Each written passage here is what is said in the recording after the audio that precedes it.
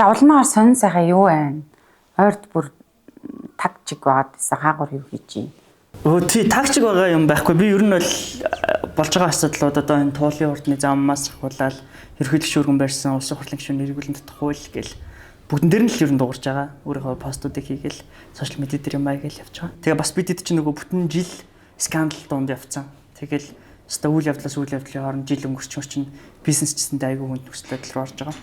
Тийм болохоор бидэд бас одоо нөгөө эдийн засгийн амралтайгаар тусан зохицоод амьд үлдэх гэсэн гарах тий өгсөх үзэгтэрэл яг нөгөө бизнесийн хувьд амьдрал нь тийм байгаа учраас тиймэрхүү байна.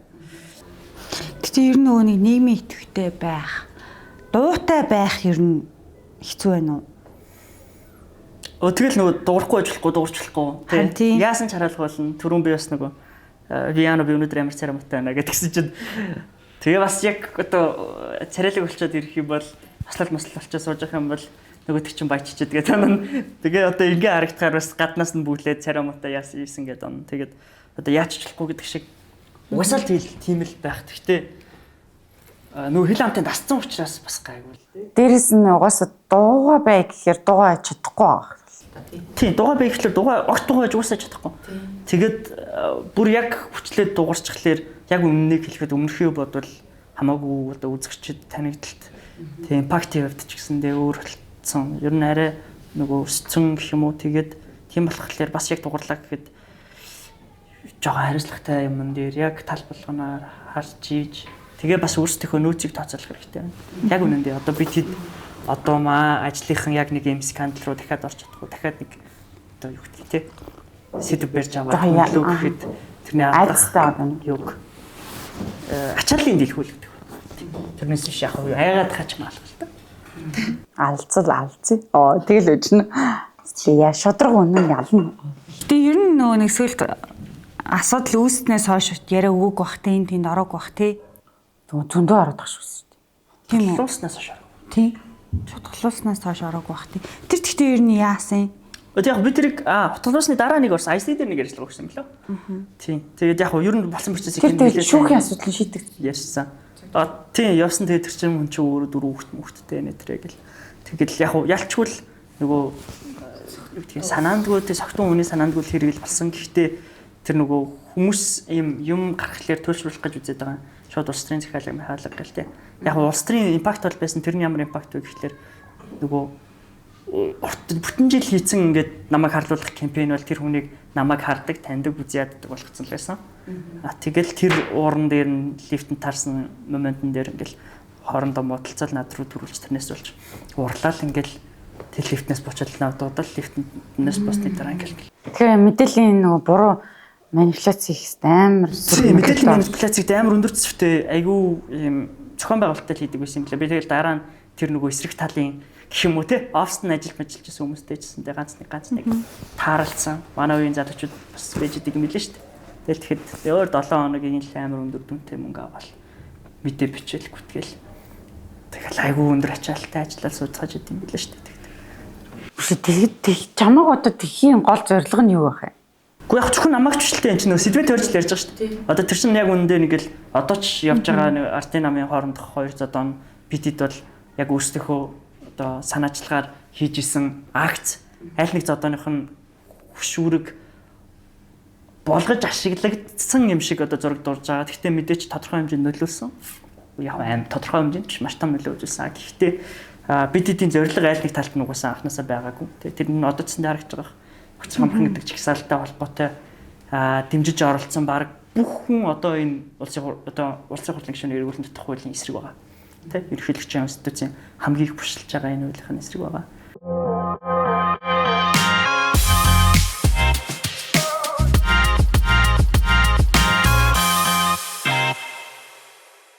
За албаас хэрэглэх үү? За тийм.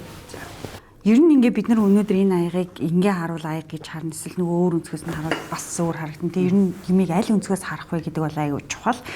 Тэгэхээр би яг парламентэд явж байгаа ордонд олон гишүүдийн байр суурийг аваа явж байгаа сэтгүүлч за нийгмийн идэвхтэй өөрийнхөө үзэл бодлыг илэрхийлэх гоё үзэл бодолтой залуучуудтайгаа ингээ хамт сууж агаад яг тухайн асуудал дээр ингээ пойнтлоод ярилцаад үзвэл ер нь хөшигний ард юу болдгийг яг бодит байдал юу вэ гэл ер нь ингээ яг ингээ сошиал дээр ингээ харахаар нэг л их ах нарын зодон эсвэл нэг талтай МЗС гарцсан нэг талтай ойлгоо гарцсан ч ингээ нэг юм байгаад байгаа шүү дээ. Гэхдээ яг бодит байдал дээр дотор нь ажиллаж байгаа хүмүүс юу гэж хараад байна. Итгэвчтэй залуучууд маань яг яагаад энэ дэр үзэл бодлоо ингээд юм гэдгийг ингээд ямар нэгэн цензуургүйгээр заахан чөлөөтэй ярилцъя гэж бодсон. Тэгээд өнөөдөр студидээ өнөөцөг имийн эрхлэгч туулыгаас ирсэн байна. За улам сайхан маань бас ирсэн байна. Тэгээд бүгдээрээ бас хараад мэдчихэж байгаа гэж бодож байна. Тэгээд хамгийн ихний бидний энэ 7 хоногт ярих сэдв бол яг энэ ёс зүй гэдэг асуудал ерөнхийлөгч өргөн барьж байгаа хууль.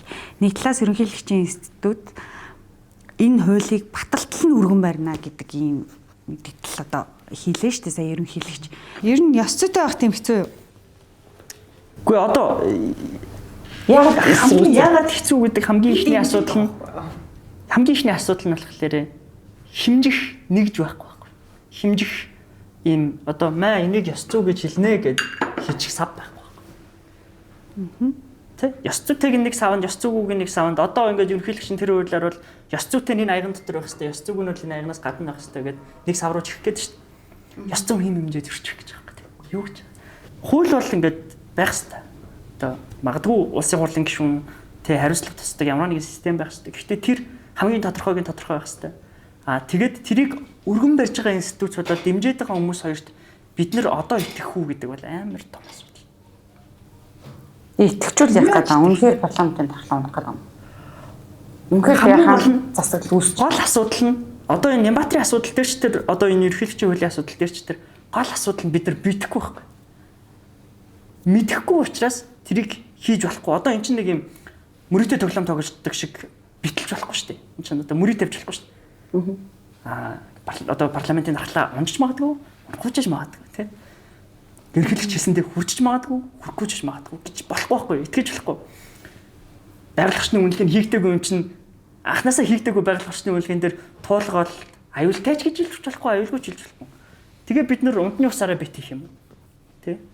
Тэгээ бид нөр одоо парламентын дархлаагаараа бит хийх юм уу? Бүр цаашлаад Монгол улсын парламент бол Монгол улсын үндэсний аюулгүй байдлын дархлаа мөн тий тусгаар тогтнолын дархлаа мөн баталгаа мөн тий тэгтэл энэ тусгаар тогтнолын баталгаан дээрээ бид нар бит тавих юм уу мөрөөч юм үгүй шүү дээ. Яг парламентэд явж байгаа сэтгүүлчийн хувьд ингээ те ордонд байгаа гишүүдээс ингээд яриа авахд гэдэг юм уу те гишүүдийн байр суурь ер нь ингээд тэрэн дотор уур амьсгал ер нь ямар ордон дотор юу болж байна. Яг ерөн зүгээр одоо сүүлийн үед бол ингээд нөгөө хууль өргөн баригдсанаас хойш цаг үеийн моментыг ингээд хугацаагаар ингээд тайлбарлахдаа бол улс төрийн хүмүүс янз бүрэл тайлбарлаж байгаа. Нэг бол одоо нааратай холбоотой ч гэдэг юм уу. Өнөөдөр улс төрд өрнөж байгаа үйл явдалтай холбоотойгоор нэгнийг амнах гэсэн ийм зорилготой явж ийн гэл нөгөөх нь болохоор их хурлын гишүүдийн одоо ёс зүйн асуудал үнэхээр аюултай байгаа учраас одоо нийгмийн захиалгаар ард түмнийхээ хүсэмжлэлээр энийг одоо ерөнхийлөгч оруулж ирлээ л гэдэг. Хэлэн дээр яг хуваагдал одоо лид үзэлцэж шүү дээ. Хин дэлгүү хин айл болох зүг аргументтэй ярих уу гэдгээс шалтгаалаад олон нийт массын дэмжлэг авах одоо бүхий л арга чаргаа ус төрчид бол хийж ийн гэж бодож байгаа. За зүгээр яг парламент сурвалжилж байгаа сэтгүүлчийн хувьд бол би юу гэж харж байгаа вэ гэхлээр манай улсын парламентын одоо дархлаа гэж яриад байгаа бол парламентын дархлааг юу өөрөөр жишээлбэл тий парламентын дархлаа гэдэг нь энэ парламентын шийдвэр гаргах хараад бас байдалтай холбоотой гэж үзэх юм уу? Эсвэл парламентод явж байгаа гишүүдийг ёс зүйтэй бай гэж хэлэхээр парламентын дархлаа унах гэдэг юм уу? Гэдэг нэг юм одоо асуудал байгаа байхгүй тий. Тэгэхээр би бол зүгээр тэр өнцгөөс хараад байгаа. Гэхдээ яг ёс зүйг хуульчилдаг хүндлэгийн альж улсаар хуульчилдаг хүндргээл би уучлаарай энэ ёс зүй чинь хаасайгүй л байх шин. Эмчи ёс зүй, багшийн ёс зүй. Тэгээ ёс зүй бүгд ёс зүйн дүрмтэй тийм үстэй. Эмч хүн эмчи ёс зүйн дүрмтэй ах хэвээр ямар ёс зүйгүй багш вэ? Хэрвээ тэр багш ёс зүй одоо ямар нэгэн сахилга бат алдах ч юм уу ёс зүйг үйлдэл гаргах юм бол ажлаас нь халдаг гэнгээ дүрм нь тэр хүний одоо ягшлал мөрдөх ёстой ч гэдэг юм уу алдаж болохгүй хазгаа гიშгэж болохгүй баримтлагыг заад өгсөн дүрм нь яг хуулийн хэмжээнд юм шиг бас хөдөлмөрийн гэрээтэй нь уялддаг юм хатуу зохицуулттай байхгүй. Гэтэл манай одоо байгаа гишүүдийн ёс зүйн дүрм одоо юу гэдэг юм юуны юу лээ ёсцуудын дид хороо энэ төр бааш тэ энэ чи нэг гишүүнээс уучлахгүй ард түмнээс уучлах дүрмтэй юм а та уучлахгүй гэд бүтэн жил угааж чадахгүй шүү. Ойлгож чадахгүй тий. Ажлаа хийхгүй байгаа юм шиг эсвэл гişүүд нэрх мэдлэлтэй байгаа юм шиг. Зүгээр яг олон улсын судалгаа энэ төрхөөр манай улсын парламентын дархлаа дэлхийн бүх улс орнуудаас нэг ч гэсэн юм бэл. Үнэхээр дархлаасаа. Бүр ингээд хангалттай их чөлөөтэй одоо тийм индексээр бол тийм үзүүлэлттэй юм л. Одоо нөгөө Parliament Power Index илүү нэг тийм судалгааны олон улсын байгууллагаас гаргасан судалгаан дээр бол Монголын парламент дэлхийн 100 хэдэн улс орноос номер 1-т.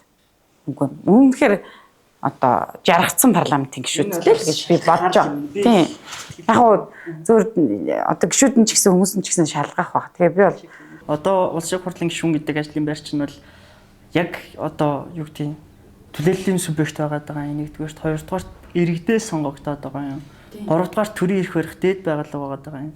Одоо тэрнийх нь динамик тэр ажлын байрных нь өөрийнх нь динамик нөхцөл байдал за нэмээд дээрэс нь үүрэг хариуцлага хэрэгжүүлж байгаа эрх гэдэг ингээ бүх юм нь бол юу гэдгийг ингээд байгалийн шинжилгээ ухаан дээр суурилсан тий бүх юм нь ингээд нөгөө бичээтэй тий одоо яг асуудлууд дээр ингээд нөгөө юу гэдгийг заа гэд хэлчих болдог ийм салбар одоо эмчтэй харьцуулж болохгүй одоо жишээ нь тий эсвэл юу гэдгийг багштай ч юм уу харьцуулж болохооргүй ингээд шал өөр төрлийн ажлын байр байхгүй.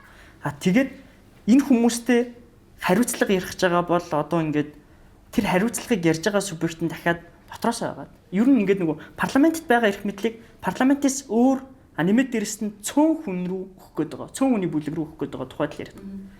Тэр цөөн хүний бүлэг рүү өгөхдөө тэр хүмүүсийн нөлөө ямар хэмжээнд байгаа вэ? Тухайн субъектүүдийг хүчрхэгжүүлэх үү? Тэр субъектийг хүчрхэгжүүлэхдээ дараа нь ирээдүйд магадгүй хөрсөх сайн хүн байгаад тий эсвэл ерөнхийлөгч маань одоо үнэхээр нэгүүлсэнгүй их орныхоо төлөө тий ирээдүйн парламентод ингээд ёс зартгуунтай байгаасаа гэж итгэжсэн байж болох ч тэрний дараагийн хүнд ямар цонхон гоох вэ тий. Гэхдээ энэ хууль хэрвээ болохгүй бол их хурлын гишүүд маань энэ хуульд өөрчлөлт оруулаад оруулж ирэл дахиад шинжилгээ. Яагаад өргөн байхаас өмнө тэрийг хийхгүй? Яагаад суурь судалгаагаа сайн хийгээд PR-ийн ажил хийж явж хахаар хуулиа өргөн барихаас өмнө судалгаагаа сайн хийгээд заалтуудыг мапангүй болгоод тий ямар ч судлаач нь харахад окей эн чинь бас байж болохоор юм байна гэдэг болгочод тэгээд дараа нь PR хийгээд тэгээд дараа нь өргөн барьж байгаа юм бол анхнаасаа ингээд муу мапантай ч юм уу хууль бичингүүтээ тэр хуулиа батлагт нь өргөн барина гэж үргээд харж. Ерөнхийлөгчийн хууль дээр ч одоо 4 залт байгаа шүү дээ тий. 4 гол анхаарал татсан юм байгаа. Тэр нэг нь энэ ёс зүйтэй холбоотой асуудал тий. Ёс зүйн зөрчил гаргаад байвал яах вэ гэдэг асуудлыг ингээд уйлжиж процесс нь угаасаа манад одоо нөгөө ёс зүйн зөрчил гаргаж байгаа гишүүд байна уу байгаа зү. Тэглэгээд гэхдээ одоо жишээ нь та аль хэлийг нэрлэх юм? Хин хэнийг нэрлэх вэ? Одоо жишээ нь одоо их төвшин шүү хүн хамгийн цогцолтой аваад явж байгаа. За. Тий. Өөр жишээ нь тий.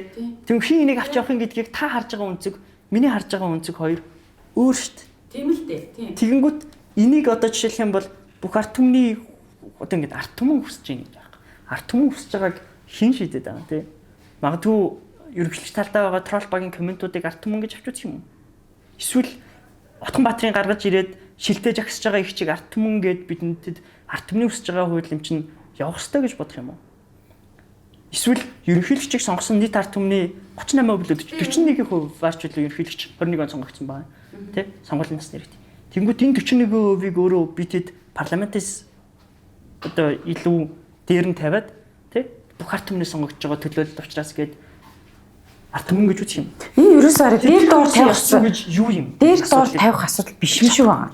Энэ яалтчгүй нөгөө одоо улс төрийн одоо улс төрд байгаа олонхын бүлгийн хоёр хагарцсан юм том улс төрийн нөлөө бүхий хоёр хүмүүс ч үзэлцэж шít. Үзэлцэхдээ л энийг өстой ёс зүг ингэж тавил болно, ингэж болохгүй, ингэж болохгүй хоёр талаас ингэж байгаа. Энэ дунд яг үнэндээ ёс зүг хүсэж байгаа юу? Хүсэж байгаа. Би бол хүсэж байгаа. Энэ гишүүдийг ёс зүйтэй байгаасаа гэж бодож байгаа. Ард түмнээс сонгогдчиход ажилдаа ирэхгүй байгаа даа ч юм уу те. Энийг одоо бид нэр яаж чадахгүй ба шүү дээ. Тийм үстэй. Бид нар одоо яг ийм дээр хэрэлдэт байгаа байхгүй ёс зүйтэй байж болохгүй юм уу? Угаасаа гишүүдэд ёс зүй хэрэгтэй байна гэд. Манай нэг менторын хэлдэг үг байдیں۔ Улсын цэрэг, улсын хурлын танхим хоёр яг адилхан. Тэрэн дотор олсон дээгүүр явагчж байгаа, алиалагчж байгаа гэд. Тэ яг улсын хуралд өнөөдөр маш олон дүр байгаа. Энэ дунд ингээл ёс зүгөө авирлж байгаа, гарч ирж байгаа тий. Чуулганы дунд, танхим дунд орилж байгаа. Тэгээ танхимаас гарч ирээд нэгээс мөргөө дунгаж байгаа ийм асуудлууд ингээ байна. Гэхдээ ер нь яг энэ хууль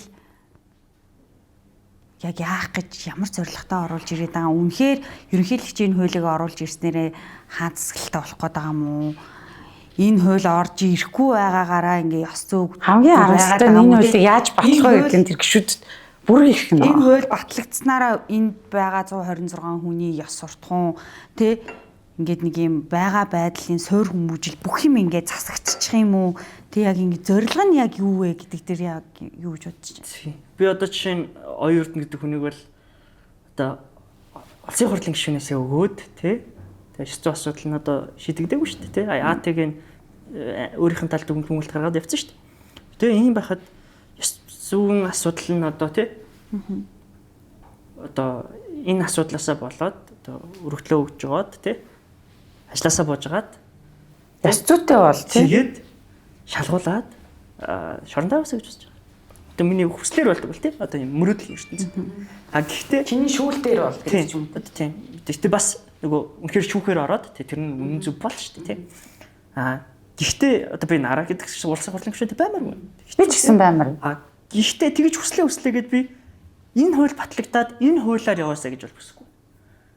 Яагаад вэ гэхлээр нэг удаа сайхан ашиглагдчих болно. Би тэд ингээд нэг юм цав цагаан хаяган дотор тий дээр нь ашаан гэж бичиж байгаа тор өгөх гээд байхгүй. Миний энэ хуулийг харж байгаа өнцг нь бол тэгээд энэ хуулийн инишл одоо анхан шатны зорилго нь урт хугацааны импакт нь өөрөө намайг 50 настайд магадгүй намайг 35 настайд 40 настайд энэ парламентийн хүч чадлыг энэ парламентийн хараат бус байдлыг ялангуяа одоо оюун эрдэнэ гэдэг хүнийг ерөнхий сайд байхад парламентийн гишүүд ямар айцтай байлаа тий. Одоо парламентийн гишүүд дахиад энэ хууль байхгүй байхад ямар айцтай байна. Энэ бол улам бүр хэврэгшин тий. Энэ нөгөө парламентийн гишүүдэд ч яг үүндээ тийм айхтар өндөр ирэх мэдл байхгүй шүү дээ. Сая улмаагийн хэлж байгаа айдас байна гэдэг чинь шүү дээ. Гэхдээ ер нь одоо яг энэ хилцэх хэсгийг дэмжих хүртэл энэ хуулийн процесс ингээд явхад тэгэхээр байнгын ороогоор ороод араас нь чуулганы хуралдаан дээр ороод санал хураалтыг харахад ер нь бараг мэдчихэж байгаа. Үнэхээр яг олон нийтийн өмнө камерын өмнө эсвэл тэ ингээд нэг юм бичлэгний өмнө эсэргүүцэж байгаа дүртэй тэнд бас нэг хүнд эсэргүүцэж байгаа гэж харагдах гээд байгаа юм уу? Эсвэл олон нийтэд ингээд эсэргүүцэж байгаа шүү гэж мэдэгдэх гээд байгаа юм уу? Байнгын ороон дээр бол үнэхээр энэ хуулийг эсэргүүцээ, дэм хууль байж болохгүй, парламентын дархлаа гэж ингэж ярьж байгаа мөртлөө яг коноп дарахтаа дэмжиж байгаа коноп дарж байгаа гişүүд нэлээд байгаа даа. Тий, арц намын гişүүд дотор жишээ нь. Тэгтээ нэг юм байна. Real time завсарлага авч байгаа сая хэсгийг дэмжих тухай санал хураалтыг дундуур нь real time 7 хоногийн завсарлага авч байгаа. Тэгээ тэр хооронд лоббигоо игээд явуулчлаа гэдэг хэлэм одоо яваад байгаа шүү дээ. Яг гişүүд одоо нөгөө юу гэдэг ингээд дэмжихгүй байгаас одоо энэ улс төрийн том бүлэглэл аль альныхаа эрх ашгийг хангах гэж л хуулийг өнөөдрийн одоо Евингийн нөгөө тал нь энэ нөгөө тал нь энэ гэдэг шиг хоёулаа ингэж яг ард түмний төлөө юу үгүй юу гэдэг дээр ингээд хідүүлээ жин тавих юм бол тэнд жин дарах хэсэг үнэндээ хэцүү. Яг л аль нь одоо өөр ташигтай хувилбараараа улс төр хийх гэж оролдож байгаа. Үгүй манай их хурлын гишүүд хуулиар ингээд угаасаа хуулиар тоглоод байж байгаа. Одоо жишээлбэл их хурлын гишүүд ингээд ажлынхаа тайланд 4 жилийн дараа ингээд тойргоор яваад тахта би өөртөө 4 хууль 8 хуулийн төсөл боловсруулсан. Хууль батлуулсан ажилласан хуулийн төслөөрөө ингээд уралдаад байдаг байхгүй ажлын үзүүлэлттэй болгоод. Тэгээ тэр хууль нь яг амьдралд хэрэгтэй. Юг сайн гэж үуч. Одоо энэ одоо дахиад утгагүй хамгийн гол асуудал нь наадах ч юм байхгүй юу? Ийм химжиж болохгүй амар сонирхолтой субъект ер нь одоо бид эдийн жишээ аваад байгаа бүх ажлын байраас өөр юм субъект байхгүй.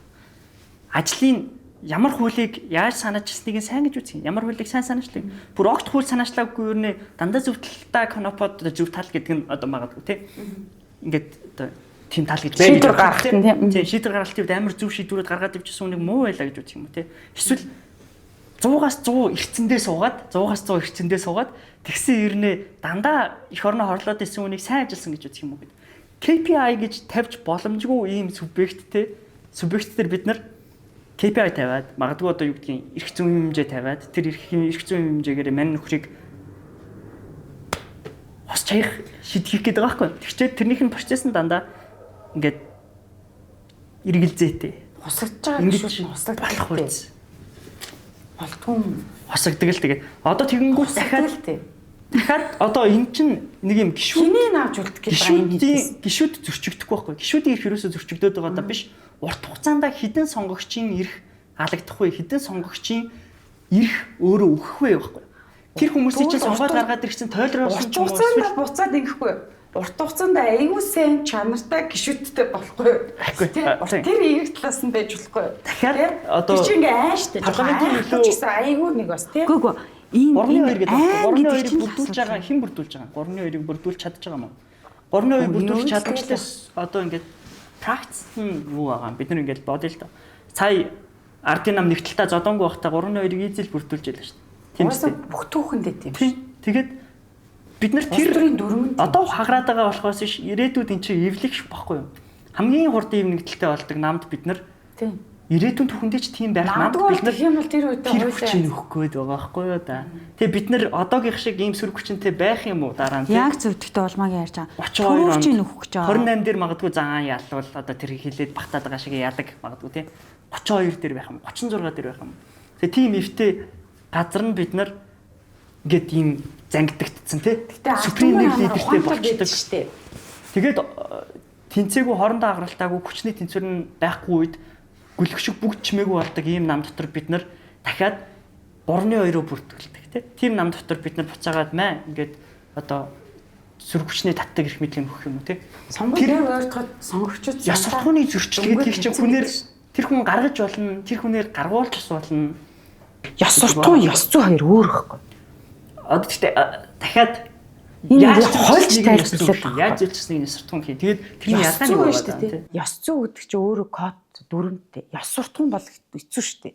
Тэр хүний байгалаас өгөгдсөн өгөгдөл гэр бүлийн хүмүүжил удан гээ тий. Тэр хүний яс суртахууны хим хэмжүүр хаа хурж байгаа дээр юм уу доор юм уу бүр ингээд далдаг хардаг далаалаа биш мэдхгүй. А яс зүй гэдгийг бол бид нар тодорхой хэмжээгээр ирэмбэлж болно шүү дээ.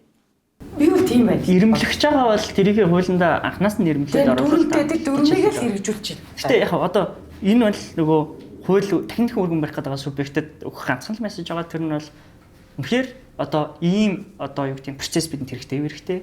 Гэхдээ яг одоо та хэд өргөн барьсан хууль бол биш байна л гэж хэлмээр байгаа. Тэгээ хуулиар засдаг явна. Тийм. Одоо тэгвэл би одоо энэ ерөнхийлөгчийн хуулийн талаар ингээд нэг юм эхлээд өргөн мэдүүлснээс хойш ингээл гişүүд хэрүүл хийсэн. За гişүүд өөр өөртөө хувь дэмжингүү гэдэг байр суурьудаа ингээ илэрхийлж хэлсэн шүү дээ. За зарим гişүүд бол ингээд энэ дундаа эхлээд дэмжихгүй байсан. Дараа нь яг чуулганы үеэр бол ерөнхийлөгчийн хуулийг дэмжсэн гэх мэтлээ. Одоо жишээлбэл иргэний зориг ногоо нам бол Бототор гişүн өөрөө игүүлэн татах хууль санаачилсан тий. Наара гişүн ч өөрөө санаачилсан. Намтай хоёр санаачилсан. Гэхдээ одоо бүгд эсрэг үүсэж байгаа. Зөвхөн нэг л заалт юм байхгүй юу? Тэгээд өөрсдийнх нь хуульд нь бусад заалтууд нь бас байгаа. Тэгэхээр эргээд татчих бид нэрээ оруулж ич гэдэг юм. Ерөнхийлөгч мэдээлэл гаргахаас өмнө ингээд нөгөө нэг судлаачид улс төрийн зарим парламентын сэтгүүлч ч гэсэн прогнозууд гаргасан шүү дээ. Арчилсан намаас тэдэн хүн дэмжих юм байна. Монгол ардын намаас тэдэн дэмжих юм байна. Хүн намын гэх юм байна. Иргэний зоригийн гэх юм байна. Үндэсний эвслийн гэх юм байна.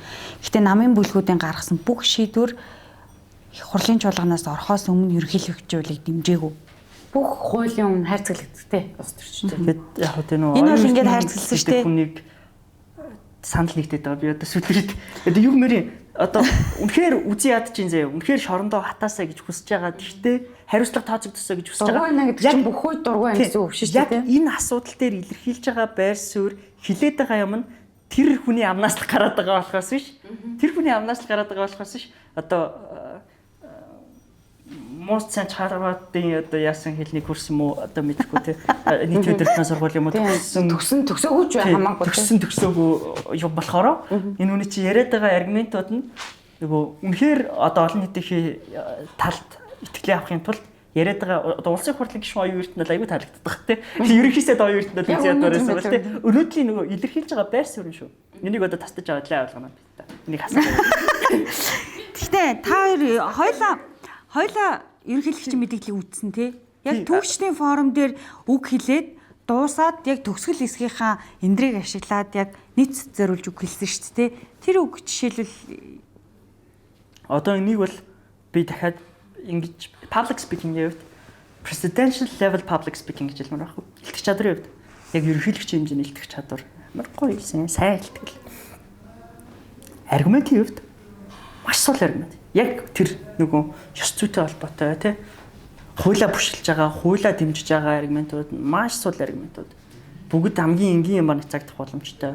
Эмошн дээр тоглолт хийсэн хүмүүсийн нөгөө шударгаас хүсэж байгаа, парламентаас ёс зүй хүсэж байгаа тэр ихтгэл дээр тоглолт хийсэн маш сул аргументтэй. Гэхдээ маш сайн илтгэл. Маста бол сайн урах байсан баг. Гэхдээ яг Монголд юм ойлгож байгаа хүмүүс тэр илтгэлээс сонсоо. Манай ерөнхийлөгч ч бас бүх цаг үе тиймэрхүү байсан. Тэр хүний цаад одоо юу гэдгийг intent гэж ярьд юм да. Одоо хүсэл сонирхол чиг бол харагдахаар тийм л илтгэлээс. Тэгээ би өмнө бас энэ илтгэлийг нь ер нь одоо ингээд бодож байгаа шүү дээ. хүсэл сонирхол нь юу гэж харагдсан? Ер нь угаасаа энд нэг юм тэнд хилцэндээ тэр нөгөө намнах гэдэг юм байна шүү дээ. Ер нь яг баг хэнийг намнах хайлаад байгаа байхгүй. Тэр илтгэлээр. Тэ. Хин ер нь парламентаас явахгүйгаа хилээд байгаа байхгүй. Тэр илтгэлээр даалдвар. Би бол тэгж харж байгаа. Гэхдээ одоо би энийг тэгтээ бүр ингээл одоо яваад батлагдаад юу агаад явхад бол айгүй аюултай юм болох байх гэж харж байгаа. Тэр хүсэл сонирхлоо биелүүлэх байх гэж харж байгаа. Бараг биелүүлэхээр болцсон юм уу гэж харсан шүү дээ. Аюултай юм нэ.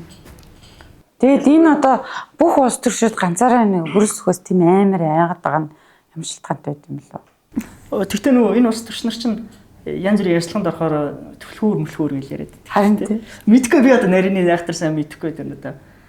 Зүгээр яг ямар ч тач Монголд байгаа одоо ялангуяа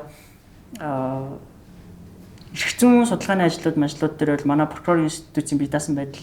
За тэгээ прокурорын институцийн нөлөөнөөс ангид байх байдал бол жоохон сулмал гарч байгаа юм билий. Тэгээд прокурорын институт ч өөрөө бас айгүй чухал дамжлага байгаа, яллах төгөлд үлдэж байгаа. Яллах төгөлд бас үлдэхгүй байх сонголт хийж байгаа. Энэ 7 хоногт болсон зүгээр үйл явдлыг ингээ процессын хувьд ингээ харахаар ер нь би эсвэл одоо яг энэ дээр поинтлж хараад байна уу? Ингээ бүх юмнууд юм байгаа хгүй. Одоо жишээл дэлгэр сайхны хийсэн мэдэгдэл ч гэсэндээ ерөнхийлөгчийн хуультай холбоотой баг. Тэ хятад хэлээ захиалсан ингээл тэгээд ерөнхийдөө стрийн нөгөө манифест. Одоо жишээлбэл хоёулаа л өрсөлдөөл ингээл хийж. Туулын хордны замыг шүүмжилж байгаа Ботолт гишүүний асуудал ч гэсэндээ яг энэ асуудалтай ингээ холбогдож ирсэн юм уу? Орж ирж байгаа хгүй. Одоо жишээлбэл Ботолт Иргэний зориг ногоо намаас Ботолт бол одоо туулын ордны замыг эсэргүүцэж байгаа, чуулган дээр, байнгын орон дээр байнга ер нь идэвхтэй үг хэлж байгаа, асуулт асууж байгаа, шүүмжлэл илэрхийлж байгаа. Гэхдээ энэний цаана яагаад энэ хүн яг өөрийнхөө ихтгэл үнэмшлэр туулын ордны замыг шүүмжлээд байна уу гэхээр тэр ард улсын дээд шүүхээс намын дараагийнхын тамгыг авах гэсэн 8 ард явж байна гэдэг ийм бас хардлага бас байгаа даахгүй. Тэгэхээр нөгөө нэг ийм өөр одоо энэ туулын ордны замын ажлыг зогсоож байгаа ч гэдэг юм. Энэ бүх ингээд нэг юм асуудлууд яг энэ хуультай ингээд давхцаад байгаа байхгүй. Тэгээд хин энэ дээр конопт дарж, хин энэ дээр конопт дарахгүй байх гэдгийг ингээд ялгаж салгаад Туулын ордны зам юм шүү дээ. Их хурл ингээд оролцоол ажил хэсэг байгалаа. Ингээд ясгүй ш. одоо энэ нөгөө нэг туулын ордны зам бол миний бодлоор зүгээр яг бушуу туулаа борунда бааста гэдэг шиг юм болсон. Тэгээд хотын дарга Нямбатар нийслэлийн иргэдийн хурал яагаад ч одоо тий төсвийг баталж өгөхгүй ч юм уу эсвэл одоо энэ хүнд хариуцлага тооцооч гэдэг юм уу юм байхгүй бүгд одоо Нямбатар дарга бол одоо нийслэлийн хурлын төлөөлөгчдийн ажил олгогч бүгдээрээ нэг нийслэлийн агентлаг одоо газар хилцүүдэд бүгдээрээ очиж даргаар очиж суудсан нэг агентлаг авцсан нэг газар авцсан эргээд одоо нөгөө хариуцлага тооцох ёстой хүндээ ажиллаа тайлгнадаг албан тушаалтнууд болцсон учраас тэнд ямар нэгэн байдлаар тэр үнийг одоо шүүх гэдэг юм уу те төсвийг багасгах одоо хариуцлага тооцох гэдэг юм уу ийм асуудал байхгүй учраас нэгдэлтаа нөгөө нэг юм даам гарна гэдэг шиг болж байгаа юм уу гэж бас 13 онд яригдчихсэн төсөл одоо энэ 2026 онд яригдаад байгаа төслөөр нэг төсөл биш нэг нэртэй байж болно гэхдээ бүтцийн хувьд тэзүүгийн хувьд тэнд гарцсан байгаа тооцоолол байгаль орчны импакт явж хоёр шал үр төсөл нэг нь голоо дагаад гол дээрээ багнууд зоогоод хийж байгаа голынхоо дээр явж байгаа хурдны зам нөгөөх нь болохоор голын хажууд далан бариад далан дээр явж байгаа хурдны зам 200 ургийн шаалын үр зураг Хамгийн гол нь нэгийнхэн зургийг бид нэр AI-аар хийсэн шөнийн дотор рендерлсэн зураг харснаас биш нөгөөдгийнхээ зургийг харсан нөгөөдгийнхээ зургийг хараагүй байгаа байхгүй. Тэгэхээр тийм учраас одоо юу гэдэг нь тэр төсөл нь яг ямар төсөл юм бэ гэдгийг мэдчихвэл ядаж. Тийм. Дэмжих шийдмэр хамгийн гол нь мэдэгдүүлэхгүй нэ заавал хийн гэж чирээд нэмээд мөнгө шилжүүлсэн байгаа. Шилжүүлсэн дүн нь болохоор 400 тэрбум гэдэг амар их дүн гэдэг бол энэ бол одоо ингээд ерөөсөө мэтгэлцэн хийх ёсгүй анханасаа буруу болохгүй. Туулын ч бай одоо тий орхны ч бай хурдны зам хийхэд ерөөсөө ийм одоо нөгөө шатараатай байвал болохгүй. Тэрнээс биш нийслэлчүүд ч гэдэг юм уу, монголчууд ч гэдэг юм уу зам хүсэж гин үгүй хүсэж гин. Гэхдээ замаа гоё эзэн ч одоо нөгөө их хоёрын хэлдгээр арай гаа гоё дээрээ гэдэг лөө. Арай бага дээр үлээ. Тэр шиг тий. Одоо бүр иймдээ тулаад шүү дээ. Ерөөсөө идэж болохгүй салбар байхгүй гэдэг шиг. Тий. Ер нь одоо яг нөгөө нэг юм поинтлж байгаа юмнууд нийслэл дээр тэгээд энэ туулын хурдны зам дээр өрнөж байгаа энэ асуудал эсэргүүцэж байгаа, жигсэж байгаа энэ жагсаал үргэлжлээд бас л дахиад нийслэлийн Монгол ардын намын дарга гэдэг албан тушаал энэний одоо бас нэг юм. Гэхдээ нэг талаараа бас Имбатар шиг улс төрийн юм хамгаалттай юм хүчтэй одоо улс төрч хотын дарга байхгүй бол ер нь бол бас ажил хийхэд хэцүү. Манайд улс төрийн ороо бусгаа юм хэцүү байгаа цаг үед улс төрийн хамгаалалт сайтай нөлөө бүхий байж иж бас хий гэсэн юм зөрөгтэй хийж гинүү гэж зүгээр хараад байгаа. Гэтэ мэдээж тийм одоо ер нь улс төрийн мэдл хэрэгтэй. Тэгэхээр сайд албан тушаалчсандээ тийм байдаг л да тий. Сайд хийхин тулд хүчтэй байх хэрэгтэй. Тийм. Эсвэл тэгэл зүгээр нэг цаг нь өгцөгөл тэгэл амиа борлуулалт овоо шалуулаад ингээл тэгэл одоо юу ч хий гэсэн чадахгүй ч юм уу нөгөө их иргэдийн урлан дэмжихгүй ч юм уу юм байвал бас хэцүү. Эсвэл тэднийхэн гар хөлөөр энийг хий гэхээр хийгээд байвал бас ашиггүй. Тэг яг хотын даргын хувьд бол би хоёр талтай байна л гэж харж байгаа тий. Нэг талаар улс төрийн павер сайтай байгаа учраас өнөөдөр зөрөгтэй бас зарим зүйлүүдийг нийслэлд хийгээд байна. А нөгөө талаар тэр нь бас хитрээд байна тий. Хоёрын дээр улс төрийн павер нь байгаа учраас лимитгүй байгаа хгүй тэр үуч лимитгүй яг лимитгүй хийжсэн бол одоо сайхан байна тий. Лимитгүй идээд байгаа юм айгаа буруул байл л да.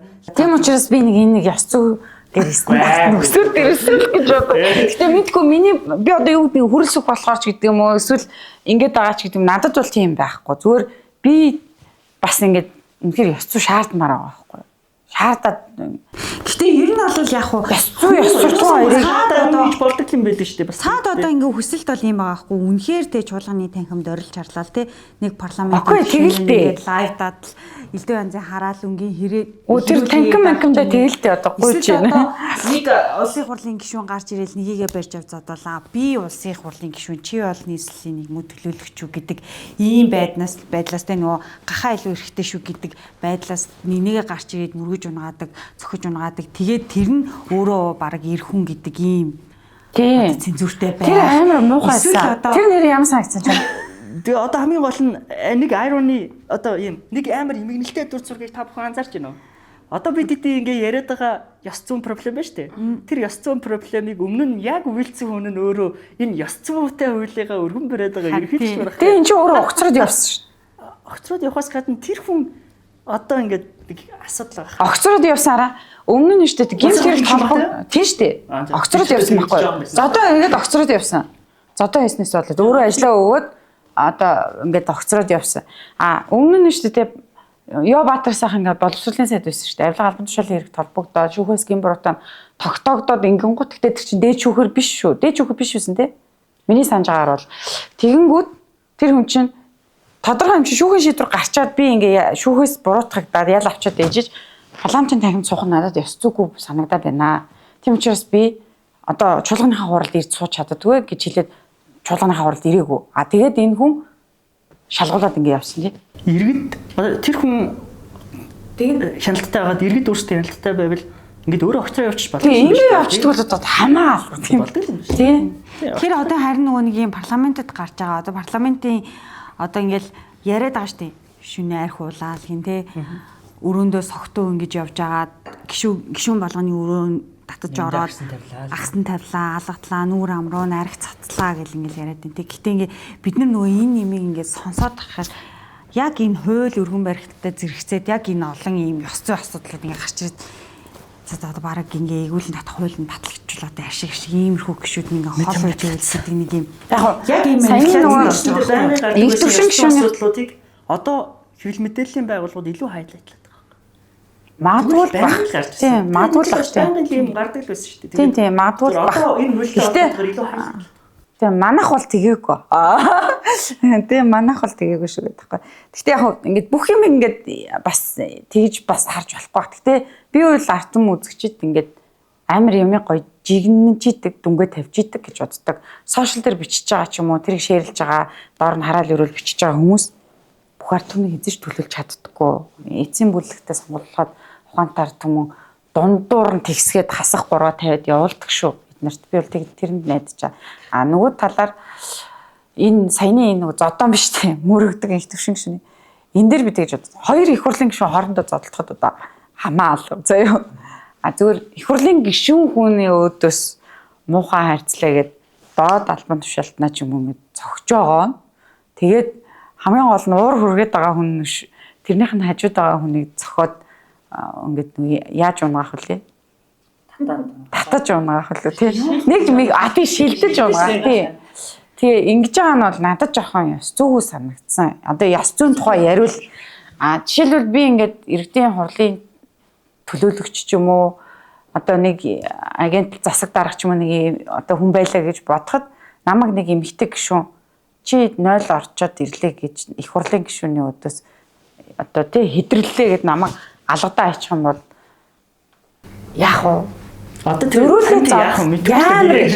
Тэгвэл би энэ ингээд гэтэл нөгөө эрэгтэй хүүсийнхээ хувьд чи хүүгийн жижигхэн мягаар болохоор ингээд тий дээлхүүлээ чи бол зодооны ертөнд эр хүн шиг үд битээ гон энэ зүгээр албан тушаал юм байхгүй чадахгүй ч гэсэндээ магадгүй ижил төвшний байсан бол зодтолтохын үүсэхгүй тэр хүний их хурлын гишүүн гэдэг бүр эрхийг үндэтгэл одоо энэ дээр энэ бол бүх хэвлэлийнхэн байсан шүү яг байнгын орны үүдэнд бол бүх хэвлэл байгаа харагдсан л та тийм санаандгүй байсных нь хувьд одоо ингээ гişүүд бол ингэж байсан юу болсон? Үгүй би бол байгаагүй гэдэг шиг. Байсан үнэн яг урдаас араас сууж ин гэдэг. Гэтэ ер нь олвол л шүү дээ. Тэр даваа талаагийн хувьд урд өдөр 0 орлоо гэж загнуулаад маргааш нь дарга нойртол орчлоо гэж хэлж дахиж задуулсан ийм процесс болсон шүү дээ. Тэр яагаад зөв 0 орлоо гингүүтээ асуусан асуултуудаа зөвлөхөөс асуугаадсан юм бэлээ шүү дээ. Гэтэ ер нь олвол гүү. Тэр тэгээгүй. Застаа арай наа чи бас хотлоо шүү. Би хэлийг сонсох. Яг тэр нөгөө гал халуун яг процесс донд байсан. Дараа нь ингээд заадах байж байгаа. Яг ингэсэн. Яг юу болсон гэдэг дээр нэмээд нэг асуулт асуухад гişүүд бол ингэж байгаа байхгүй. Нийслэлийнхаа одоо баг хаан зан шиг боллоо. Нийслэлийнхаа орж ирээд улсын хурлын гишүүдэд ажиллаад танилцуулах, тайлагнах ийм үүрэгтэй хідэж одоо ингээ баг гишүүн улсын хурлын гишүүн асуулт асууж хахад өмнөөс хэдэрлээ, ядраллаа. Бараг л одоо өстой бараг өөртөө уншаад ойлго гэдэг ийм хаан зан шиг харьцаад байна гэдэг ийм шүүмжлэл бас энэ дээр давхар яваадсэн шүү дээ. Тэгэхээр үнэхээр яг гишүүд нийслэлийн орлогчид ороод гэдэг юм ингээд хаан зан шиг байгаад байна уу? Эхний өдрийн одоо нөгөө дадлаг гишүүн чинь 0 орлоо хайчиж дэрүү гэд очилдаг байсан шүү дээ. Тэр болохоор нөгөө хэвлэлийнхэнд гадаа яриа өгөөд удаад тэгээ бизнесчд хэвлэлийнхэнтэй таарлангууд бид нар яриа аваад зогсоогоод яриа авангууд яриа өгөх хянтаа удаад тэгээ оронгууд хайчиж дэрүү гэдэг асуудал үүсээд нэг загнуулсан юм шиг. Тэр нь нөгөө дотор сууж байгаа их хурлын гишүүдийн хувьд нэг үл хүндэтгээд алга болцсон юм шиг ч юм уу те нэг тийм мэдрэмжийг бас өгсөн юм шиг байна. Тэр маргааш өдөр нь болохоор нөгөө орлогч нь биш хотын дарга нь ирэх ёстой тий яач вэ гэдэг асуудал яригадаад байнгын орон дээр лөө тийм байнгын орон дээр чинь хотын дарга ирээд тэгээд бидэлчээ дэрийг гараа явахт нь одоо нөгөө бас бидэлчээ дэрийгэл гараал явцгаас юм байна л да. Тэгээд дистүүшнэр чинь яг үүдэнд нь хүлээж аваад Нямбатар дарга гараад ирэнгүүт нь яриа авъя гэсэн чинь би 0 орчууд буцаж ирээд яриа өгөө гэдэг байхгүй юу. Тэг би 0 орох гэж явнаа гэдэг чинь гачрхийг бид нар хүлээгээл ингэ байж байгаа шүү дээ. Тэнгүүд араас нь нөгөө төвшин гişүн бодвол хайчиж юу Нямбатар хайчиж юу гэх юм уу нөгөөх нь даваадлаа гас Нямбатар гэсэн байхгүй Нямбатар хайчиж юу гэдэг. Тэнгүүд 0 орохгүй явсан гэхээр юу нээч гэсэн юм юу гэсэн тэнгүүд 0 орохгүй явсан 0 орлоо гэсэн шүү дээ гэдгсэн чи юм уу улсын хурлын гишүүн хэдэрлээгээд мөрөгөөд тэгээд дахиад нүш яаж унах вэ? Шилдэж унах тий. Яг мөрөгсөн үйл явдал нь бол байгаа. Тэр чинь бид нар бичиж амжаагүй байхгүй хэвлэх юм бол Лаан мөр гэсэн юм уу тий эхлээд мөргөө дараа нь нөгөө шилдэх хоёр ийм үйлдэлтэй мих явсан баггүй. Яг хөө тэгээ энэ дэр бол болж байгаа процесс надаа би бол нөгөө нэг гэрээсээ байнгын орооны бичлэгийг бүгдэн зарим гар утсаараа амжилт бичсэн дээр ингээд явж байгаа ингээд бичлэгийг ингээд үзэхэд бол ингээд яг цаана нөгөө нэг иргэний зориг нагоо намын Батөрч үг хэлээл асуулт асуугаал тэгээ байж итл 0 орсон штэ гэдэг юм хэлээл тэгээ байж итл яг ингээд нэг процесс болоо. Тэгүн готл хамгийн гол нь их төвшин гишүүн ороод даваадлаг авч гараад тэр үүдэн дунгаж хайчаад эргэж ороход байнга орон дотор байсан гişүүд алга ташиж байгаа байхгүй. За тэгээ энэ процесс үргэлжлээд энэ процессын дараа ингээд яг сошиал дээр юу болсон бэ гэхээр одоо бүр ийм хүнийг одоо ийм инхийн цагаан тагтаа шиг ийм хүнийг тийм үйлдэл гаргатал нь одоо нийслэлийн ийм байр суурь илэрхийллээ гэдэг ч юм уу те. Эсвэл болсон шүү дээ. Зүгээр даваа далаа мөргүүлснээрээ эсвэл ингэж цохиулж тэр бүх хөвлийн үүдэнд унснараа бараг даваа далаагийн буруу юм шиг. Тэгээ даргаагаа 0 ортон байна гэж хэлсний төлөө тэр хүний буруу юм шиг ч юм уу ингээд ийм байдлаар ингээд сошиалд ингээд нэг юм бүлий болж өнгөрсөн байхгүй. Тэгээ тэр надад бол аюу тийм үйлдэл явж зүгэл. Наад бид нарт ч гэсэн одоо тэгээ ямар сандаа нөгөө маад оржод гэсэн шүү дээ. Та одоо их хурлын гишүүн өөрөө хаан гэж бодоод байгаа юм уу гэл ингээл дахин яг тэр чинь ингээд нүдэн дээр ингээд харчиж байгаа. Тэгээ зогсоод ингээ унаасныхаа дараа их хурлын гишүүдтэй ингэж харьцаад үзээрээ дахиад чи чуулган нар ингээд үзээрээ чи гэдэг юм байна. Тэгэхээр бид бол ингээ их хурлын гишүүн арай өөр левел тэгээд та нар ингээд бидтэй амар найс харьцах хэвээр ингээд зөв нөгөө ингээд хилтэд орж ирэх лөө. Ингээд далиж орж ирнэ гэдэг шиг. Яг тийм юм хүсэж байгаа юм шиг зүгээр санагдсан. Яг зүгээр надад бол тэр нөгөө ерөнхийлөгчийн цогтөг, сая сүлд цогтөг тий наарагийн ордонд хараал хилдэг тий эсвэл сошиал медиагаар юм зараад тий хараал хилдэг мэлдэг одоо пост мостууд сонгогч руугаа мессеждэг мичдэг гэл бүгд адилхан одоо тэр хуулийн байдаг байсан бол аваа явчмаар л одоо ингээл залттлаа байхгүй. Гэхдээ бол асуудал нь бидэд окей тэр нэг ёс зүйн асуудал тий. За даваатлагын асуудал дахиад өөрөө нэг ёс зүйн асуудал тий. Тэр улсын парламентд байнгын орооны хилцүүлэг явж хахад тэнд ямар хуу байх ёстой юм тий. Улсын хурлын гишүүд рүү субъектийн дарилт хийж байгаа нь усаа өөрөө тий. Танаа авч ингээс чи юмсээс их юм уу гэлтэй. Тэр нэг юм өөр төрлийн юм ёс зүйн зөрчлүүд байхгүй. Тий. Ингээд аль нь ёс зүйн үйлдэл ёс зүйн үйлдэл. Тэгэл одоо хамсалтай бидэрт байгаа нь одоо юм л байна да. Тэгэхээр нөгөө нэг ер нь одоо ёс зүйгүй үйлдэл гаргалаа гэж бодоход тэнд хариуцлага тооцдог одоо дид хороо гэж байгаа даа шүү дээ. Энд ч одоо байнгын ороо байж байгаа одоо дид хороо болцсон. Ингээ байж. Гэтэл энэ дид хороо хүртэл ингээ хилцэгтэй асуудлыг хилцэгтэй одоо жишээлбэл наарагийн асуудлыг онцлоод наарагийн асуудлыг эхлээ хилцнэ гэдэг ийм одоо байгаад байгаа байхгүй. Гэтэл энэ дунд те чуулган дээр согтуу явсан гишүүд байна. Тэ одоо жишээлбэл хөгжлийн бэрхшээлтэй гишүүнийг одоо бас ялгамжтай харьцсан. Тэ гишүүн нь өөрөө гомдол гаргацсан ийм тохиолдол байна. Тэгээ сая бас ингээд чин бүрэн гишүүн чинь гаммаа гишүүнийг бүр ирээд ингээд аимшигтай ёс зүйн үйлдэл гаргаад яасан тэр байнгын орооны хурал дээр асуулт асуусан чинь нөгөө эрүүл мэндийн сайд дахта асуулт асуусан чинь байнгын орооны залчин П хэлбэртэй штэ. Тэнгүүт нөгөө тал байгаа хэрнээ босож ирээ заяа. Мик нь унтарсан багт нь айтайхан баарай. Бити ингээд надаас юм асуугаад ингээд байнгын хорооны хурал дээр ингээд дургу гэдэг тийм юу яагаад тэгээд гамаа гişүн чинь бүр ингээд салгалаад тэгээд тэрийн хамгийн гол нь хажууд мөнх баясгалан гişүн лусан чамц гişүн хоёр яжаад лусан чамц гişүн та одоо болооч эмэгтэй үнээрээ дэндээ даам шүү надаа яа даам бэ ингээд тий ингээд одоо зодгоод байгаа юм шиг ингээд бүр ирээд тулж ирээд ингээд айтайхан баараа гэд ингээд тэр чинь ингээд микгүйгээр ярьж шít байнгын ороо чинь мик асааж хийж гişүүд өгөөлдөг тий.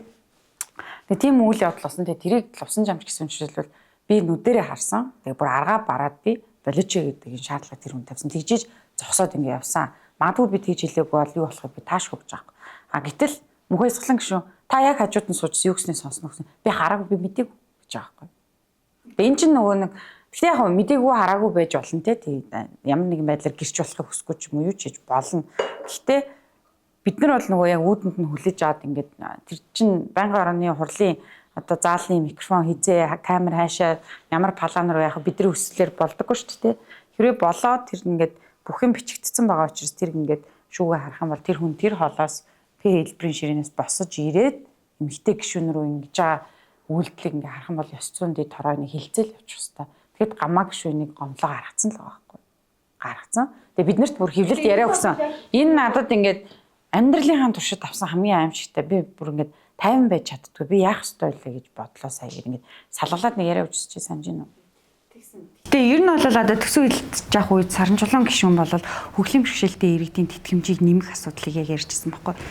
Тэгэхэд бол чуулганы танхимд Батсуур гишүүн бол дандаа та нар ууж идэх юм ярьлаа гэдэг байдлаар одоо жишээл хөглийн бэрхшээлтэй хэдэн мянган иргэнийг төлөөлж тэр гишүүн тэнд үг хэлж байгаа лэг саран жолоон гишүүн бол ингээ нүдэндээ нулимстай шуулганаас гарч исэн байхгүй. Тэгээд тэрүүгээрээ яс зүйн одоо дид хороонд гомдол гаргасан. Тэр гомдлыг ингээ хилцэхгүй байгаа байхгүй. Тэгээ яс зүйн дид хорооны дарагтайгаа ингээ уулзъя. Би ингээ юм гомдол гаргасан гэхээр тэр гомдлыг ингээ давч хилцэхгүй байгаа байхгүй. Одоо жишээлбэл байнга олны өмнө ил бүх амьдралтай бүх юм ингээ ил тавиад байгаа наарагийн асуудлыг хилцэх чухал юм уу? Эсвэл парламентэд нэг хин нэг хөгжлийн бэрхшээлтэйгээр нь ялгаруулсан гадуур байгаа эсвэл хилцгээд тийм эсвэл одоо тэрнээс бас бүр яг тэр чигээр нь хойш нь тавиад наараг ууршаад татцсан юм уу гэвэл бас тэгж тэгстүүлж бас болохгүй. Яг тэгвэл энэ ёс зүйн одоо дид торооч хуралдах гээд наараг гишүүн дээр бол олон хүмүүсээс иргэдээс олон нийтээс өргөдөл ирсэн. Гишүүд хоорондын босон процессууд дээр аль нэг субъектээс нь онцлог яг тэр бол миний нөгөө хэлэх гээд байгаа санаа ийм байгаа байхгүй. Гой санаачлах чинь энэ хүний бүр мөн л гэхдээ яг улсын хурлын гишүүнийг эргүүлэн татах тэр хуулийг санаачилж байгаа нь өөрөө яг энэ агуулга одоо ийм эрх мэдэл нэмээд дахиад одоо их ярил үнцүүл татж байгаа малтж байгаа гэж яриад байгаа шүү дээ. Ийм зүйл хийж байгаа. Одоо энэ нэг юм тэнцвэр байгаа байхгүй юу? Их мэдлийн тэнцвэр байгаа байхгүй юу? Энэ их мэдлийн ерөнхийлөгч юм шүү дээ тий. Хууль санаачлах уу, үгүй юу гэдэг ерөнхийлөгчийн хуулийг их хурл өөрөө баталсан тийм үү? Их хурл өөрсдийнхөө дэгийн хуулийг өөрсдөө баталдаг. Ямар дэгээр, ямар байнгын ороотой байх уу, ямар бүтцтэй байх уу, тэднийг яаж хуралдуулах вэ? Ийм хүн энэ их хурлын гишүүдийн чинь бүрэн эрэхтэй шүү дээ. Ер нь яг зүгээр яг ийм хууль санаас санаачилж байгаа нь өөрөө халдж байгаа. Тэгээ тэр хуулийг одоо энэ хуулийг санаачилж байгаа бол тэр нь үнэхээр одоо зөв ороод ирсэн бол ч юм уу тий maybe тэгвэл тэгээ их хурлын гишүүдтэй холбоотой хуулийн төслийг хэн оруулж ирэх юм? Гэхдээ одоо хань гишүүд л оруулж ирэх юм. Одоо энэ дэлгэцний байгаа хуулиа одоо энэ чинь дэлгэцний байгаа хууль дээрээ процессын сайжруулалт хийх ёстой бол тэгээ тэрийг гишүүд нь бас ер нь бол гол хууль батлах ёстой субъект нь өөрөө энийг хийх ёстой шүү дээ. Гэтэ миний хувьд бас яг тийм бодолтой байгаа байхгүй. Ер нь бол яг одоо ингээ харахаар яг ингээ парламентд байгаа ингээ гишүүдийг харахаар тэгээ за үнэхээр нэр энэ хууль батлагдчих юм бол одоо ингээд энэ хуультай зэрэгцүүлээд наараа гишүүний гэрт тулгаа ороод байгаа мó их төвшин гишүүн гарч ирээд энэ хуулинд зориулж хүн мөргөж унгаад байгаа мó гэхээр бас үгүй те. Гэхдээ энэ байгаа ёс зүйн энэ үйлдэлүүдийг бид нар дахиж хармааргүй байгаа.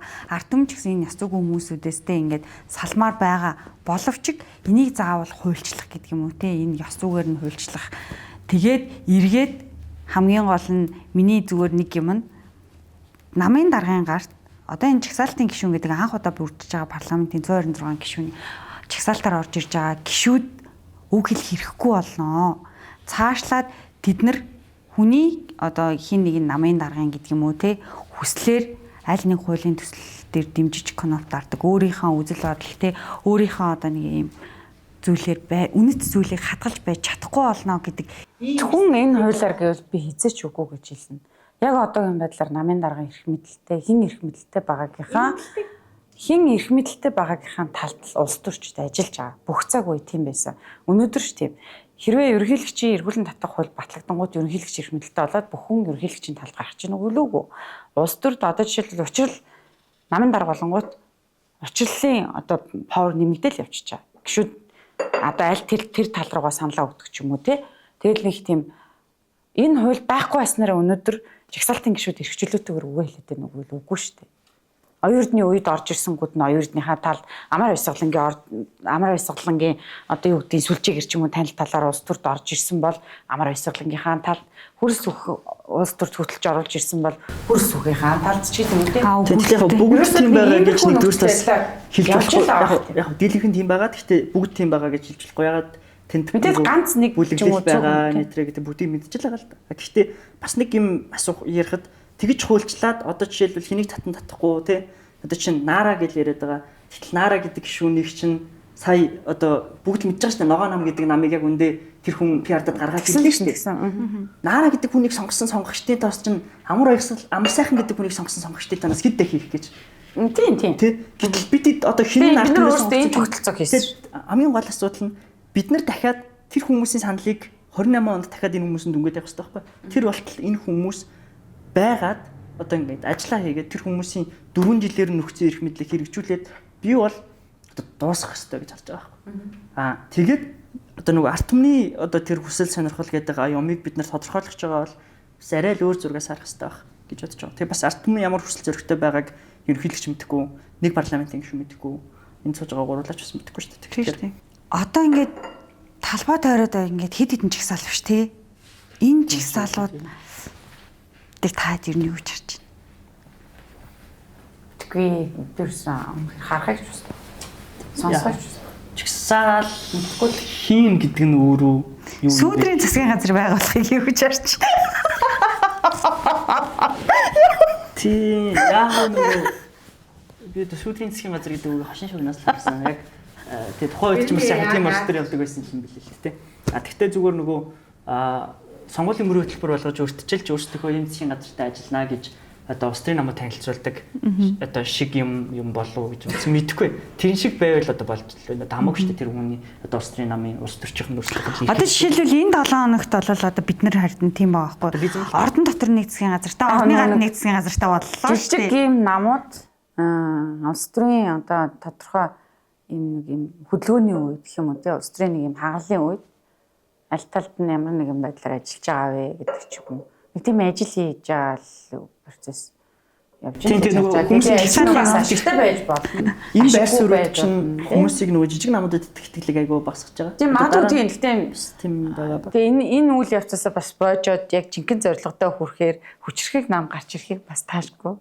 Тийм үстэй мэдхгүй одоо би мэдхгүй л байна. Ямар ч сан өнөөдрийн байдлаар тэр хүмүүсийн нэг тэр ямар ч үнэн баз юм бол хүчрхийг биш байгаасаа л гэж үзэж байна. Үгүй тэр нэг жигсаад байгаа маа нь бол те би зүгээр нэг аль нэг намын нүүдлийн хүүл гэж бодож байгаа шүү дээ. Яг бүгдийн тэгж жилжлэх бай одоо тэд дотор чи янз бүрийн л жигсаал байгаа. Мэдээж тийм л дээ одоо тэгээ ямар хойно хорог шиг тоолоо чигнэж үзэлтэй биш. Ерөнхийдөө хөдөлгөж байгаа юмас нь тийм юм. Би одоо ингээд нэг юм сүүлийн 5 6 жил тасралтгүй яг тасралтгүй явж байгаа сүүлийн 6 жил ингээд тасралтгүй явж байгаа. Энэ хугацаанд одоо ингээд би жигсаал болгон дээр очиж ингээд хүмүүсээс байр суурь ингээд те ямар байр суурьтай байна, яг ямар ихтгэл өмчлөрийн жигсаал дээр ирвэ, ингэвэ гэд ингээд хүмүүсээс ингээд яриа авдаг байхгүй. Тэгэхээр жигсаал болгон дээр байдаг хүмүүс ингээд байдаг байхгүй. Одоо зарим тохиолдолд жигсаал болгон дээр байдаг хүн одоо ингээд ордны гадаа очиод би эзэртний одоо хувцас эзэмшигчээ гэдэг ингээд цусхыг ингээд харах энэ төр чинь бол одоо бас нүднээс одоо бараг цус гармаар байгаа байхгүй юу? Ер нь бол юм амар яг хөө гэхдээ Доолийн ордны зам дээр одоо эсэргүүцэж гисэн хүмүүсийн хувьд бол одоо бас тодорхой хэмжээгээр үр дүндээ хүрсэн Доолийн ордны замын ажил одоо бол тэрийг ер нь яалж байгаа шүү. Би л тэгж бодож байгаа. Айгүй нөгөө бас постууд нараад хаад айгүй юм шантрангуй постууд харагдаад байгаа. Тэр идэ. Дараа нь гэхдээ бас яг энэ асуудал дээр мэрэгжлийн одоо нөгөө нэг экспертүүдтэй гэдэг юм уу те. Бас суугаад бас ингээд ярилцвал одоо бас арай өөр одоо өнцөг юм уу point гарч ирэх байх гэж бодсон. Тийм хуульчт ч юм уу те. Ер нь нөгөө улмаа түрүүнд гэсэн чинь сүүлдээ ингээд нөгөө би энд шантрахгүй гэж бододсон чинь шантардсан байлээ. Шавхагддсан байлээ гэсэн чинь те. Тэрийг яг яаж мэдрөө гэж зүгээр асуумаар санагдаад байна. Юун дээр тулж байна? Тэгэл ер нь яагаад нэрээ ингэдэм байна гэдгээ за ядарчжээ гэдэг юм. Эхлээд ер нь 100 дөнгөж жигсаал дуусаад амар ядарсан амтсан л дээ. Тэр чинь бүгд бүр ингээл бүх юмнаас залгаал. Одоо бүх стримнаас залгаал бүр амар ядарсан. Төлөвлөсөн. Тийм хоёрдугаарт бол бид ч уус одоо ингээд компанийн чанга болоод манай одоо татврын өөр мөрчин 100 хэд мэд гарцсан.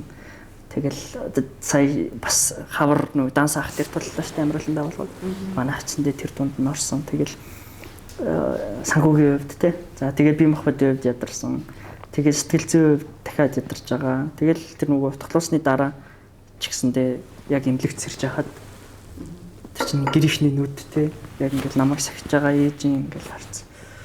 Тэр юм чинь бол өөр юм л хэцүү. Тэг яг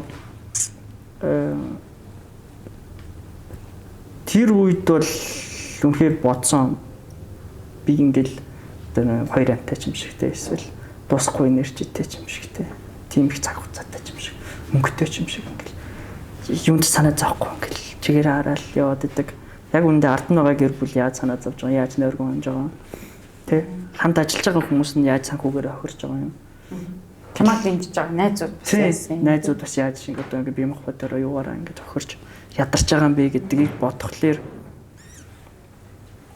за одоо хэсэг зүр нь жоохон тайван байхгүй бол би өөрөө ч гэсэндээ бас тайван байх хүслэн л байгаа юм билээ л дээ.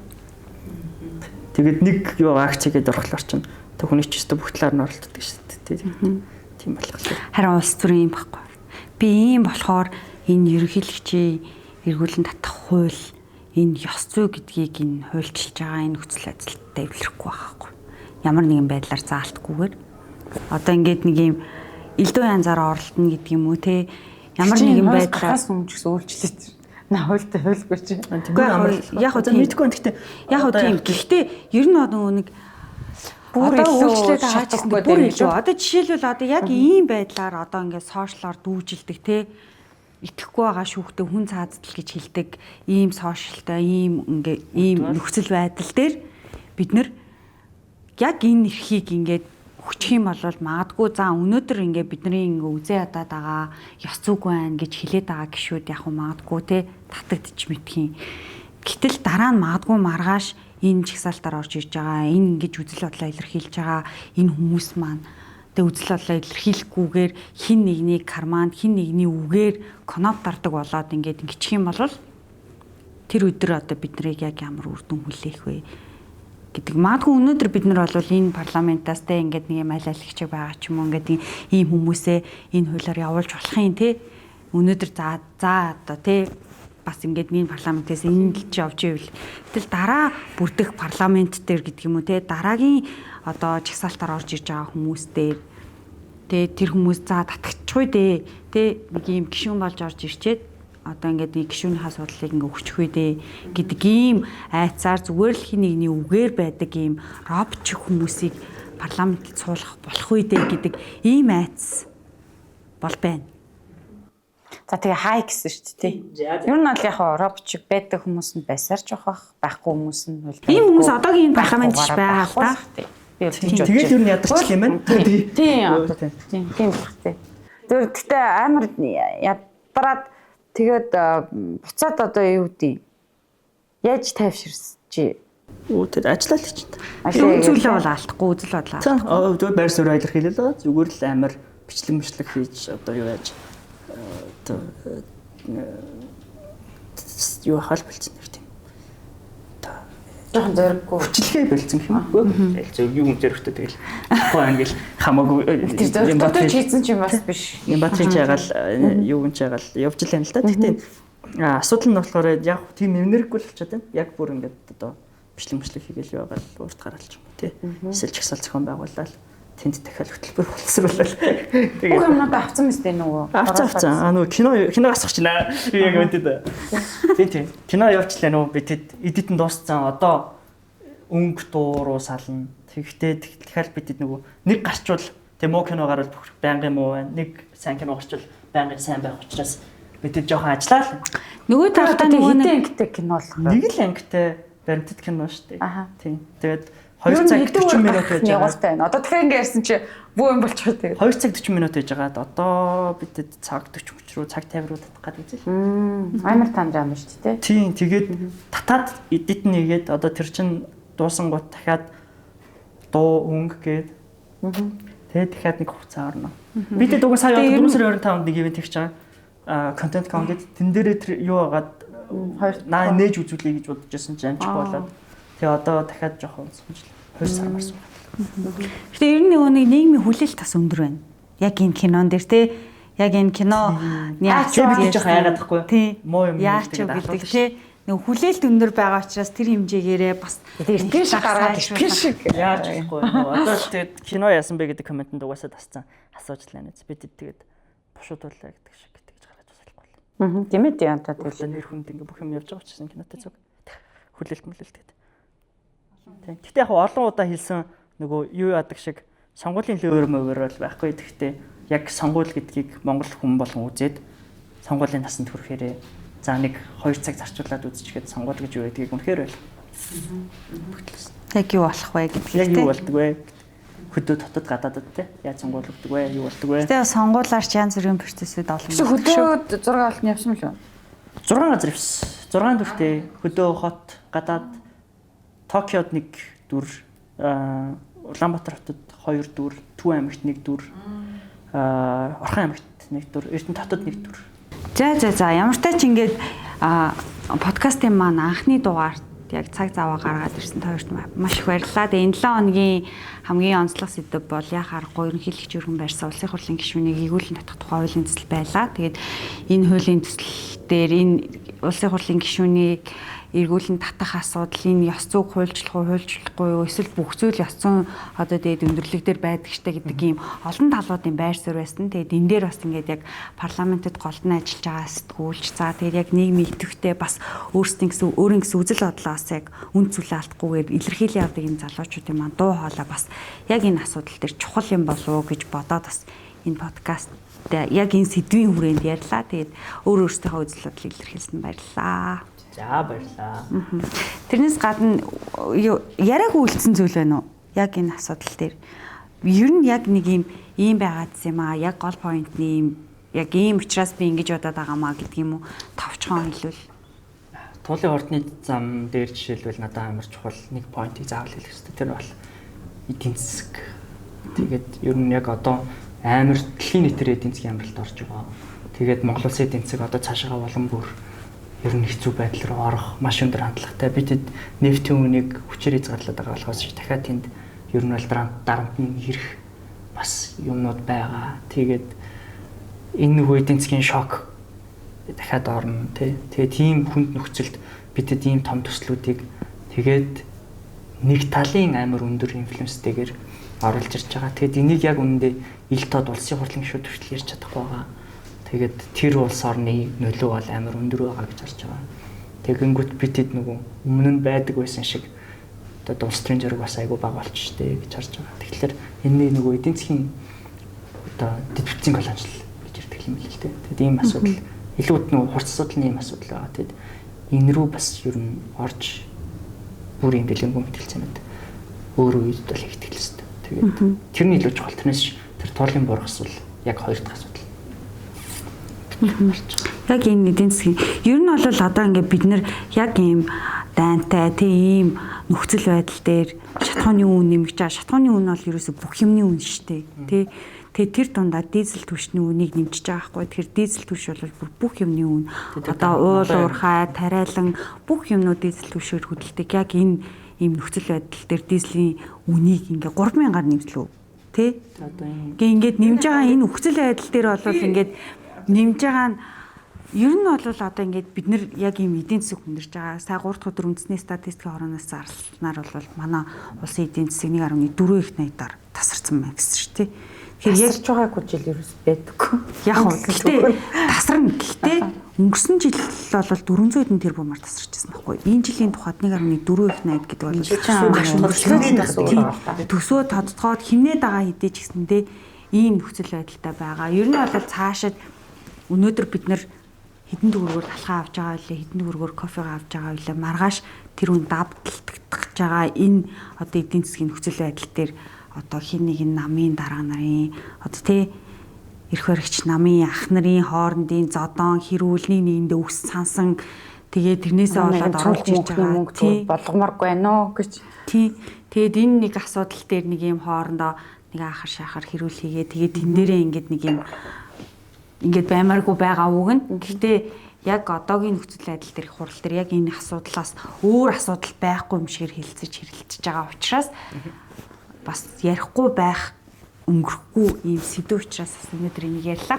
Таны хувьд ярих зүйл муу надад зөндөөл сайхан өөрийнхоороо дайрлаа. Би ч жоохон өөрийнхоороо ингээд үзэл бодлоо тулгаж гад байдаг тийм талтай. Тэгээ яг зөв миний байр суурьдаг тийм л байгаа.